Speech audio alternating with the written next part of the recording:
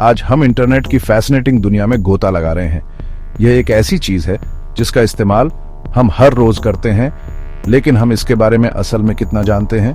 दुनिया भर में फैले सड़कों के एक विशाल नेटवर्क की कल्पना करो, यही इंटरनेट है।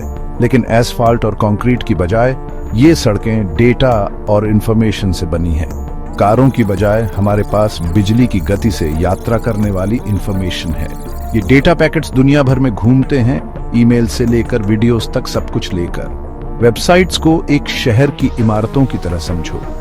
हर एक का एक यूनिक एड्रेस होता है, बिल्कुल स्ट्रीट एड्रेस की तरह, जो हमें इसे इंटरनेट पर ढूंढने में मदद करता है। जब आप किसी वेबसाइट पर जाते हैं तो आप एसेंशियली उस इमारत में जा रहे होते हैं। आपका कंप्यूटर एक रिक्वेस्ट भेजता है और वेबसाइट आपको जरूरी इंफॉर्मेशन वापस भेजती है। जैसे सड़कें शहरों को जोड़ती हैं, वैसे ही इंटरनेट इन सभी वेबसाइट्स को जोड़ता है और हमें दुनिया में कहीं से भी उन तक पहुंचने देता है। अब आप सोच रहे होंगे कि यह सारी इंफॉर्मेशन असल में इंटरनेट पर ट्रैवल कैसे करती है। यह एक फैसिनेटिंग प्रोसेस है जिसमें डेटा को छोटे मैनेजेबल पीसेस में ब्रेक डाउन किया जाता है। यहीं पर डेटा पैकेट्स आते हैं। ये पैकेट्स इंटरनेट पर डेटा ट्रांसमिशन की फंडामेंटल यूनिट्स हैं। मान लीजिए आप किसी फ्रेंड को गिफ्ट भेज रहे हैं। इसे एक बड़े बॉक्स की बजाय आप इसे छोटे छोटे पार्सल्स में बांट देते हैं। हर एक पर डेस्टिनेशन एड्रेस लिखा होता है।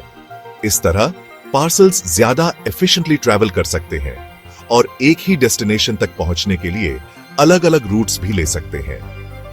इंटरनेट पर डेटा के साथ भी यही होता है।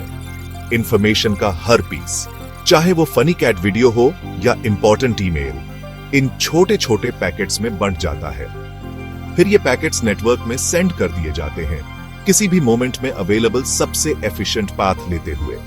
हर पैकेट एक डिजिटल एनवेलोप की तरह होता है, जिसमें डेटा का एक छोटा सा हिस्सा होता है और साथ ही इंपॉर्टेंट इंफॉर्मेशन भी होती है, जैसे सेंडर का एड्रेस, रिसिपिएंट का एड्रेस और वह ऑर्डर जिसमें पैकेट्स को फिर से असेंबल किया जाना चाहिए। यह सुनिश्चित करता है कि जब सभी पैकेट्स अपने डेस्टिनेशन पर पहुंचते हैं तो उन्हें सही क्रम में वापस जोड़ा जा सके, ताकि ओरिजिनल डेटा फिर से बन सके। डेटा को ब्रेक डाउन और रीअसेंबल करने का यह तरीका इंटरनेट पर ज्यादा एफिशिएंट और रिलायबल कम्युनिकेशन अलाउ करता है।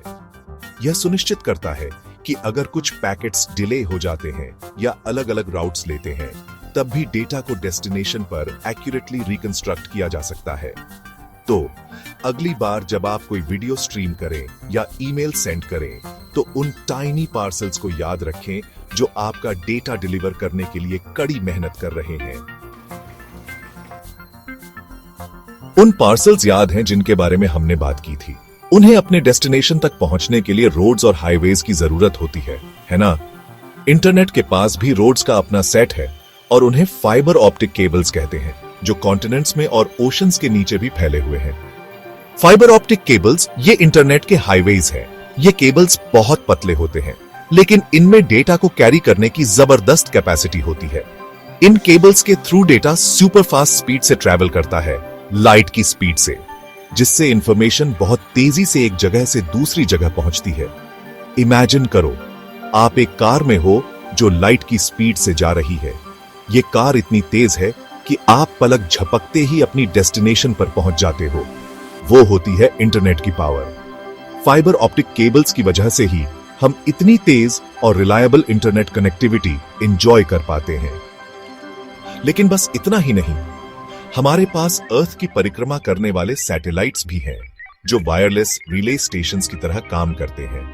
वे दुनिया के सबसे रिमोट कॉर्नर्स तक डेटा सिग्नल्स बीम करते हैं, यह सुनिश्चित करते हुए कि हर कोई इंटरनेट से कनेक्ट हो सके, चाहे वे कहीं भी हों। प्रिटी नीट, हाँ? अब अपने कंप्यूटर या स्मार्टफोन को एक वेयरहाउस की तरह इमेजिन करो। यहीं पर आप अपनी सभी डिजिटल गुडीज स्टोर करते हैं, पिक्चर्स, म्यूजिक, डॉक्यूमेंट्स, कुछ भी। लेकिन ये वेयरहाउसेस स्पेशल हैं क्योंकि ये उन डेटा पैकेट्स को सेंड और रिसीव भी कर सकते हैं जिनके बारे में हमने पहले बात की थी। जब आप किसी लिंक पर क्लिक करते हैं या ईमेल सेंड करते हैं, तो आपका डिवाइस इंफॉर्मेशन को उन छोटे डेटा पैकेट्स में पैक करता है और उन्हें इंटरनेट सुपर हाईवे के जरिए उनके जर्नी पर भेज देता है। और जब आप इंफॉर्मेशन रिसीव करते हैं, तो आपका डिवाइस एक रिसीविंग डॉक की तरह काम करता है, पैकेट्स को कलेक्ट करता है और उन्हें वापस एक साथ रखता है ताकि आप वेबसाइट देख सकें, वीडियो देख सकें या अपना ईमेल पढ़ सकें। Section 5 ISPs, the couriers of the digital age. 2 हमारे पास हमारे डेटा पैकेट्स, हमारे इंफॉर्मेशन सुपर हाईवेज और हमारे डिजिटल वेयरहाउसेस हैं। यह सारा डेटा कौन डिलीवर करता है? यहीं पर इंटरनेट सर्विस प्रोवाइडर्स या ISPs आते हैं। इन्हें इंटरनेट की पोस्टल सर्विस समझो। जैसे आपका मेल कैरियर आपके लेटर्स और पैकेजेस पिक करता है और डिलीवर करता है, ISPs आपके डिवाइस और इंटरनेट के वास्ट नेटवर्क के बीच कनेक्शन प्रोवाइड करते हैं। वे सुनिश्चित करते हैं कि आपके डेटा पैकेट्स सही केबल्स और सैटेलाइट्स पर हॉप करें, अपने डेस्टिनेशन तक सबसे फास्ट और एफिशिएंट रूट लेते हुए। Section 6 traffic control for data routers and switches. अब इमेजिन करो कि बिलियंस ऑफ डेटा पैकेट्स एक ही समय में इंटरनेट पर घूम रहे हैं। यह कैओटिक लगता है ना? खैर, रूटर्स और स्विचेस के बिना ऐसा ही होगा। ये क्लेवर डिवाइसेस ट्रैफिक कंट्रोलर्स की तरह काम करते हैं, यह सुनिश्चित करते हुए कि डेटा स्मूथली और एफिशिएंटली फ्लो करे। रूटर्स हमारे हाईवेज पर बड़े इंटरसेक्शंस की तरह होते हैं जो अलग अलग नेटवर्क्स के बीच ट्रैफिक को डायरेक्ट करते हैं। स्विचेस छोटे ट्रैफिक सिग्नल्स की तरह होते हैं जो एक नेटवर्क के भीतर डेटा के फ्लो को मैनेज करते हैं। वे डेटा कोलिजन्स को रोकने के लिए मिलकर काम करते हैं और इंश्योर करते हैं कि आपके डेटा पैकेट्स जल्दी और सेफली अपने डेस्टिनेशन तक पहुंचे। Section 7 digital addresses, finding your way with IP addresses. जैसे हर घर का एक यूनिक एड्रेस होता है, वैसे ही इंटरनेट से कनेक्टेड हर डिवाइस का अपना स्पेशल एड्रेस होता है जिसे IP एड्रेस कहते हैं। यह नंबर्स की एक सीरीज है जो नेटवर्क पर आपके डिवाइस को आइडेंटिफाई करती है, जिससे वह डेटा सेंड और रिसीव कर सकता है। इसे अपने डिवाइस का डिजिटल फिंगरप्रिंट समझो। IP एड्रेसेस के बिना इंटरनेट एक जंबल्ड मेस होगा। यह बिना एड्रेस के लेटर भेजने जैसा होगा। यह सिंपली काम नहीं करेगा। ये एड्रेसेस इंश्योर करते हैं कि डेटा पैकेट्स हर बार सही जगह पर डिलीवर हों। Section 8 the internets phone book, DNS and website addresses. अब आप सोच रहे होंगे IP एड्रेसेस तो बस नंबर्स का एक बंच है, मैं ये सब कैसे याद रखूंगा? चिंता मत करो, आपको ऐसा करने की जरूरत नहीं है। यहीं पर DNS या डोमेन नेम सिस्टम आता है। यह इंटरनेट की फोन बुक की तरह है। लंबे कॉम्प्लिकेटेड IP एड्रेसेस याद रखने के बजाय हम याद रखने में आसान वेबसाइट नेम्स यूज करते हैं, जैसे google.com या wikipedia.org। जब आप कोई वेबसाइट एड्रेस टाइप करते हैं तो DNS एक्शन में आ जाता है, उस वेबसाइट के कॉरेस्पॉन्डिंग IP एड्रेस को लुक करता है। यह एक हेल्पफुल असिस्टेंट की तरह है जो इंस्टेंटली वेबसाइट नेम्स को उस भाषा में ट्रांसलेट करता है जिसे कंप्यूटर समझते हैं। Section 9 rules of the road protocols ensure smooth data delivery. बिना ट्रैफिक रूल्स वाली रोड पर ड्राइव करने की कल्पना करो, पूरी तरह से केओस होगा, है ना? खैर, इंटरनेट के रूल्स का अपना सेट होता है जिन्हें प्रोटोकॉल्स कहते हैं, जो इंश्योर करते हैं कि डेटा करेक्टली और एफिशिएंटली ट्रांसमिट हो। ये प्रोटोकॉल्स कंप्यूटर्स के बीच एग्रीमेंट्स की तरह हैं कि एक दूसरे के साथ कैसे कम्युनिकेट करना है। वे डिफाइन करते हैं कि डेटा को कैसे फॉर्मेट किया जाना चाहिए, एरर्स को कैसे हैंडल किया जाना चाहिए और कनेक्शंस को कैसे एस्टैब्लिश और टर्मिनेट किया जाना चाहिए। कुछ कॉमन प्रोटोकॉल्स जिनके बारे में आपने सुना होगा वे हैं HTTP, जो वेब ब्राउजिंग को गवर्न करता है, और FTP, जिसका यूज फाइल्स ट्रांसफर करने के लिए किया जाता है। Section 10 from click to play, a YouTube journey through the internet. मान लीजिए आपका फनी कैट वीडियो देखने का मूड है। आप जानते हैं वह टाइप जो आपको अनकंट्रोलेबली हंसाता है और आपका दिन बना देता है। तो आप YouTube पर जाने का डिसाइड करते हैं, वीडियोस के लिए अल्टीमेट डेस्टिनेशन। आप अपना वेब ब्राउजर ओपन करते हैं और youtube.com टाइप करते हैं। यह एक सिंपल एक्शन है, लेकिन यह बिहाइंड द सीन्स इवेंट्स की एक कॉम्प्लेक्स चेन सेट ऑफ करता है। यहां what happens behind the scenes. 1. आपका कंप्यूटर DNS सर्वर को एक रिक्वेस्ट सेंड करता है, YouTube का IP एड्रेस पूछते हुए। यह किसी फ्रेंड के घर का डायरेक्शन पूछने जैसा है। 2. DNS सर्वर एड्रेस लुक करता है और उसे आपके कंप्यूटर पर वापस भेज देता है। यह आपके फ्रेंड के घर की एग्जैक्ट लोकेशन पाने जैसा है। 3.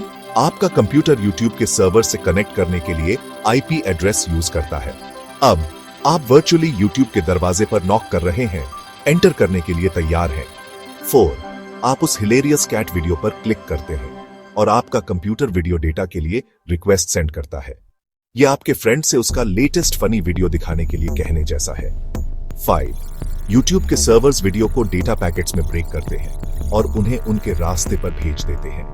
इसे ऐसे समझो जैसे आपका फ्रेंड वीडियो को छोटे छोटे पीसेस में ब्रेक करके आपको सेंड कर रहा है। 6. पैकेट्स IP एड्रेसेस द्वारा गाइड किए जाते हुए रूटर्स और स्विचेस से ट्रैवल करते हैं। ये स्ट्रीट साइंस और ट्रैफिक लाइट्स की तरह है जो पैकेट्स को आपके कंप्यूटर तक गाइड करते हैं। 7. अंत में डेटा पैकेट्स आपके कंप्यूटर पर पहुंचते हैं जहां उन्हें रीअसेंबल किया जाता है और आपकी स्क्रीन पर डिस्प्ले किया जाता है। ये वीडियो के सभी पीसेस रिसीव करने और उन्हें देखने के लिए एक साथ रखने जैसा है और बस ऐसे ही आप अपने कैट वीडियो का आनंद ले रहे हैं। पूरी प्रोसेस इतनी जल्दी होती है कि आपको इसके पीछे की कॉम्प्लेक्सिटी का पता भी नहीं चलता। यह सब पलक झपकते ही हो जाता है इंटरनेट की अमेजिंग वर्ल्ड की बदौलत। अगली बार जब आप कोई वीडियो देखें तो उस इनक्रेडिबल जर्नी को याद रखें जो उसने आपके पास पहुंचने के लिए तय की थी। Section 11. The future of the web. A world of possibilities awaits. Internet ने हमारी दुनिया को पहले ही इनक्रेडिबल वेज में बदल दिया है और यह और भी एक्साइटिंग होने वाला है। जैसे जैसे टेक्नोलॉजी इवॉल्व होती रहेगी, हम और भी फास्टर स्पीड्स, ज्यादा कनेक्टेड डिवाइसेस और माइंड ब्लोइंग इनोवेशंस की एक्सपेक्ट कर सकते हैं जिनके बारे में हम आज केवल ड्रीम ही कर सकते हैं। इसलिए एक्सप्लोर करते रहो, सीखते रहो और पॉसिबिलिटीज इमेजिन करते रहो। इंटरनेट एक वास्ट और एवर चेंजिंग लैंडस्केप है और इसका फ्यूचर शेप देना और इस पावरफुल टूल का यूज दुनिया को एक बेहतर जगह बनाने के लिए करना हम सभी पर निर्भर है।